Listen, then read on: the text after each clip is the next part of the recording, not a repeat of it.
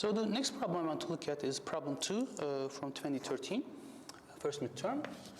So 2013, first midterm, problem 2.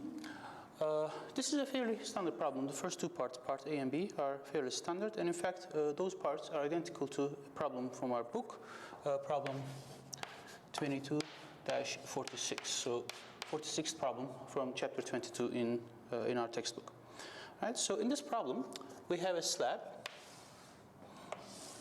So this slab extends indefinitely in the vertical direction as well as outside blackboard, inside blackboard, a very large slab carrying a charge density rho and of thickness d.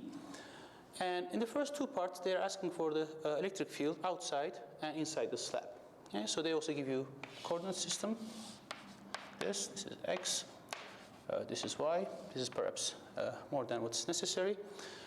And they are asking for the electric field. Now, as I said, this is a fairly standard problem, and there is a standard way to solve this using Gauss's law. But there is also an alternative way to think about this, especially for the part electric field inside the slab. Now, to solve that part, I'm going to make a claim that to the outside of this slab, the slab behaves like a very thin plane of charge that has surface charge density sigma that is equal to rho times d. So the volume charge density times the thickness of the slab. Now, why is this? Why would this be? So to the outside, so to a point over here, this slab is going to look like a collection of infinitely thin slices of planes of charge, right? And each of those are going to produce the same electric field, right? We know what kind of electric field that produces. So if you have a plane of charge of sigma, a thin plane of charge sigma, this is going to produce an electric field in opposite directions, and the strength of that electric field is going to be sigma by 2 epsilon naught.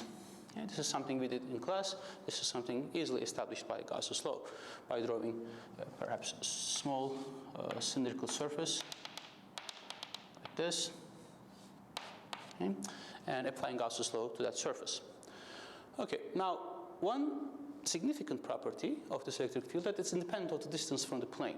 So when you divide this into little slices and you're looking at the electric field at a point outside the slab, it doesn't matter that these slices are at different distances, because the electric field produced by each slice is independent of the distance. We might as well assume that they're all connected, they're all collected at a single x coordinate, maybe at x equals 0, doesn't really matter.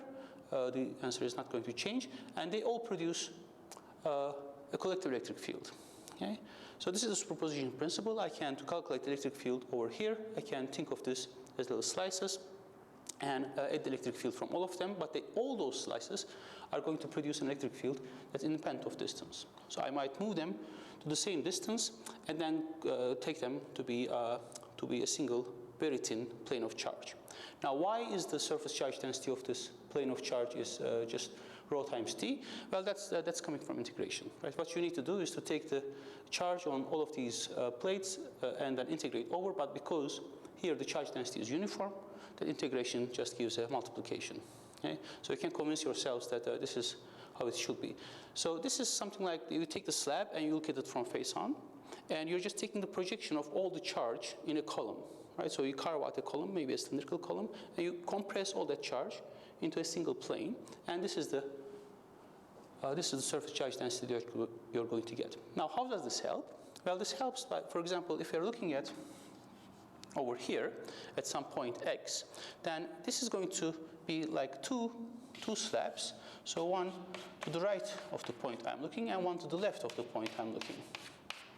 Right, and the part that's on the left is going to produce an electric field at this point of this much, but now d is going to be replaced by something like d over 2 plus x, and it's going to be towards positive x-axis to the right, and the part on the right of this imaginary point that I'm looking at is going to produce an electric field towards left, towards negative x-axis, and it's going to be proportional to the rho times, this time, d over 2 minus x, the thickness of the slab on the right of this point.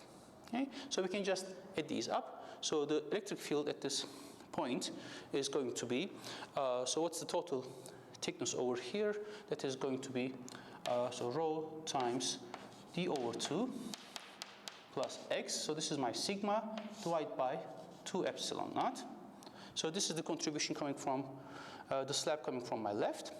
And then there's going to be a contribution coming from the part of the slab to the right of my point, but that electric field is going to be in the negative direction, so I subtract this off. So this is my rho again. Now the thickness of that part of the slab is d over 2 minus x divided by 2 epsilon naught again. And we can carry out the algebra. So this rho d over 2 gets cancelled because of this minus sign by this rho d over 2. This rho x is the same as this rho x because of this minus sign. So this is just rho times x, twice rho times x divided by 2 epsilon 0. So this is going to be rho x by epsilon 0. Okay, the over 2's just cancel. So this is what you would expect too, because the electric field is going to be to the right over here, to the left over here, and there's going to be some contribution from here and from there. The contribution of the slices to the left of my point increases linearly as I move to the right, and the contribution from the right of from the slices to the right of my point decreases linearly as I move to the right. So something is increasing linearly plus something is decreasing linearly. Their sum is going to be linear. So this is linear proportional to x, this is linear proportional to x. The final result is also linearly proportional to the x. You don't expect a constant factor lying in there. There's no constant in this equation. Okay? Now, how do we do this formally?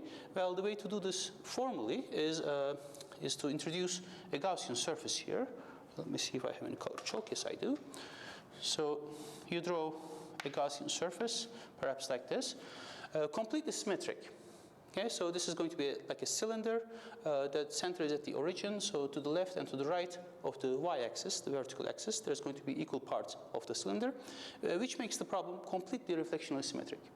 X is the same as minus x, which means that the electric field on these two sides should have the same magnitude. Okay? So this is what the electric field looks like. So on the left cap, our area element is going to look like this. So this is the electric field. And on the right cap, our area element is going to look like this. So on the curved surface of the cylinder that we have just chosen, the dot product that's in the Gauss's law. So let's write Gauss's law here. Is Q enclosed divided by epsilon naught. So this is a dot product. That dot product vanishes for the parts of the curved surface of the cylinder, and it becomes a simple product because the vectors are parallel to each other on the caps of the cylinder. So this becomes no longer a closed surface, but just the caps, EDA. And furthermore, because the situation is completely symmetric, the electric field magnitude over the caps has to be the same. Okay, this has translational symmetry because remember, this is a very large slab, so it extends indefinitely in both directions. So the magnitude of the electric field is the same. So I can just take this out. Okay. So this surface integral is over the caps. So the integral of that area element over the caps is just going to give twice the surface area. And so let's call the surface area some S. It's going to be 2E times S. Now comes the part of this enclosed charge. Now that enclosed charge is going to be enclosed by this Gaussian surface. So if this extends from 0 or from minus x to x to make this completely symmetric, this E is going to be the electric field at x. So the volume enclosed is going to be 2x. It's just the height of the cylinder times the surface area of the caps, S. So this is going to be, let's write this explicitly, rho times the volume divided by epsilon naught, and that volume is going to be just 2x times S divided by epsilon naught. Okay? And as expected, the S's are going to go away. It cannot depend on how big a cylinder we are choosing. We have translational symmetry in that direction. It should be independent of our choice. And the 2's are going to cancel. And we are going to recover the result that electric field is equal to rho x divided by epsilon naught. inside. Okay? So this is one way to think about this. This is, I think, more intuitive, and this is the classical way to think about this. This is what you will find in the solution manual, I suppose. Now, for the outside, again, you're going to draw a Gaussian surface, perhaps something a little bit bigger, make this more clear, and you proceed exactly the same way. Right? So let's erase this.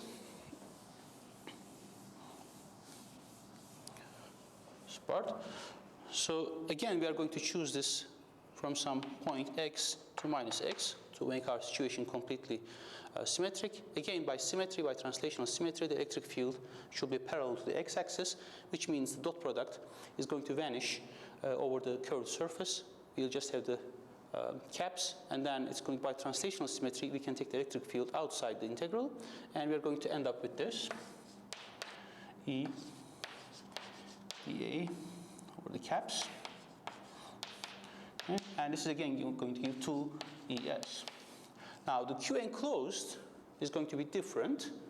So this is again rho V divided by epsilon naught, but this time that V is not going to be the complete volume of our Gaussian surface. It's just going to be the part where there is charge residing, right? So this only be like a cutout from this cylinder that has a height of d. Okay? And we can write that down. So this is going to be rho, the height of the cylinder is just d times the surface area s divided by epsilon naught, and this, and we recover the result that we were expecting all along over 2 epsilon right. Note that this is equivalent to sigma over 2 epsilon naught. The result that you get for the thin plate of charge. Okay? So this produces an electric field in 2 directions, and the magnitude of the electric field is independent of the distance, is equal to sigma over. Okay, so this is the sort of first part of the problem, parts A and B. In the second part, they are doing something different, which I don't think is in the book. So in addition to this slab, and with our coordinate system given this way, we are going to carve out a spherical region. Okay? So the charge is only outside this spherical region. That sphere is going to have some radius d over 2. Okay? So the thickness is still d. So this just tangentially touches the faces of the slab. Okay? And they're asking for the electric field over the x-axis. Now,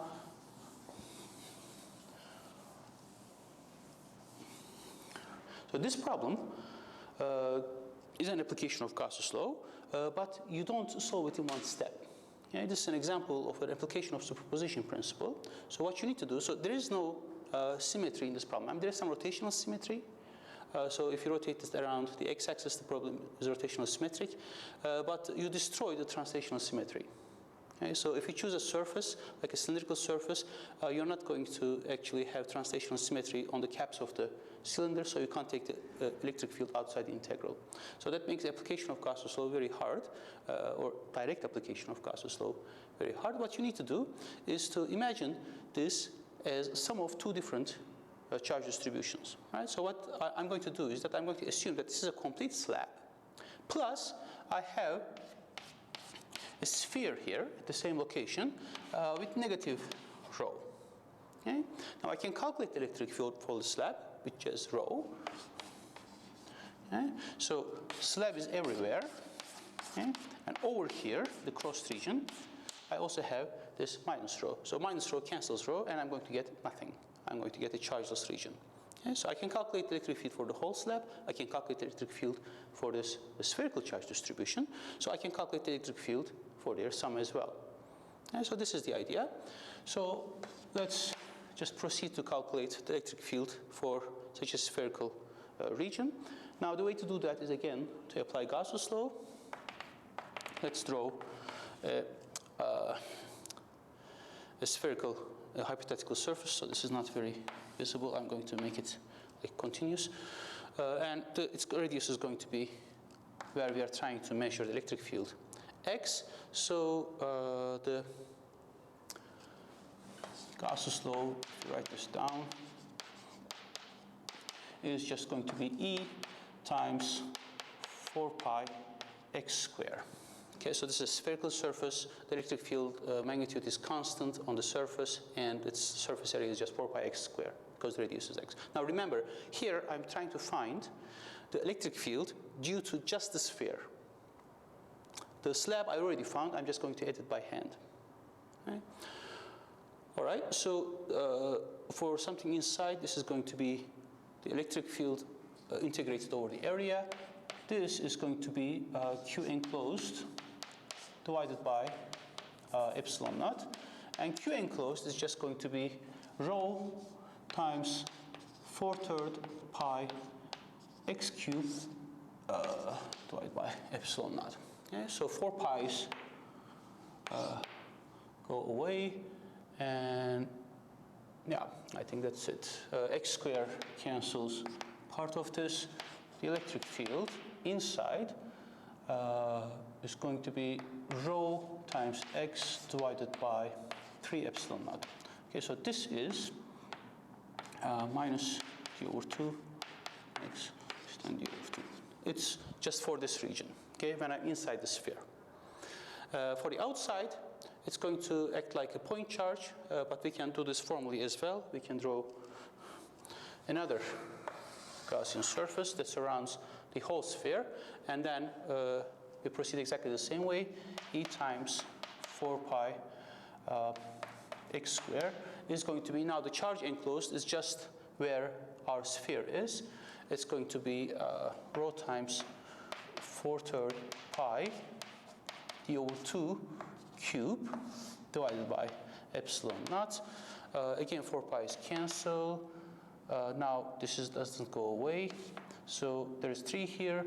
2 cubed is 8. That's 24.